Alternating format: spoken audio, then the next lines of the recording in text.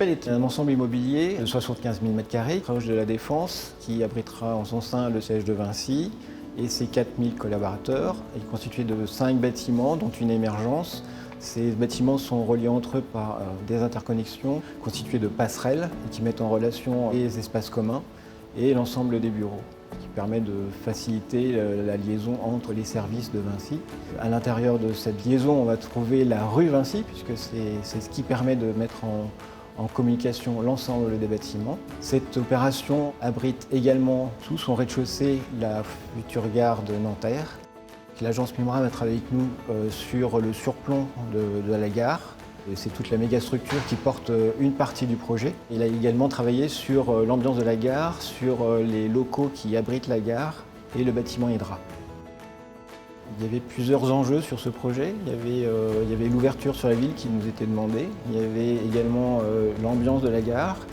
Et surtout, c'était d'exprimer les différentes entités que compose Vinci. C'est la raison pour laquelle on a travaillé sur plusieurs bâtiments, plusieurs expressions qui se ressemblent mais qui ne sont pas tout à fait identiques, et une tour qui n'est pas une tour en réalité. Elle est exprimée comme une superposition d'éléments qui représentent plus ou moins l'idée de réunir l'ensemble des entités de Vinci. Chacun pourra bénéficier d'un ouvrant de confort, pourront également profiter de 90 terrasses qui sont disséminées dans l'ensemble de l'opération. Et ces terrasses sont couvertes sur leur partie haute de photovoltaïques qui servent d'abri solaire. L'ensemble de ces terrasses sont également végétalisées. Donc les collaborateurs pourront profiter de certains fruits, notamment ici à proximité de la serre, là où nous nous trouvons. Et c'est devenu une évidence de travailler en BIM dès lors qu'on a commencé à entamer ce travail de synthèse avec l'ensemble des intervenants. Le projet modélisé contient 400 maquettes qui représentent l'ensemble des corps d'état du projet. Vinci a décidé de travailler en full BIM pour notamment avoir une meilleure collaboration entre toutes les entités du groupe qui ont participé au projet. Ça a permis aussi d'avoir une maquette BIM opérationnelle dès la phase de conception, dès la phase APD, qui a servi à la fois aux équipes de maîtrise d'œuvre et à la fois ensuite aux entreprises. Et aussi pour permettre à eBIM de faire connaître et développer ses compétences. Donc c'est des compétences internes, un savoir-faire interne, et c'est eBIM qui nous a accompagnés sur toute la mission Full BIM. Nous avons défini avec eBIM, dans le cadre du développement, 24 cas d'usage de la maquette, c'est-à-dire des exemples d'utilisation ou de développement d'outils sur la base de la maquette BIM.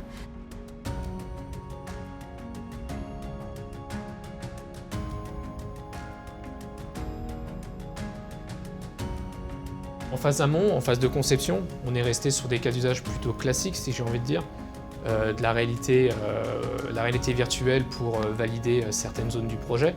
En méthode, on a poussé la mise en place d'objets 3D assez avancés pour fiabiliser nos modes opératoires et la sécurité sur chantier, en phase amont.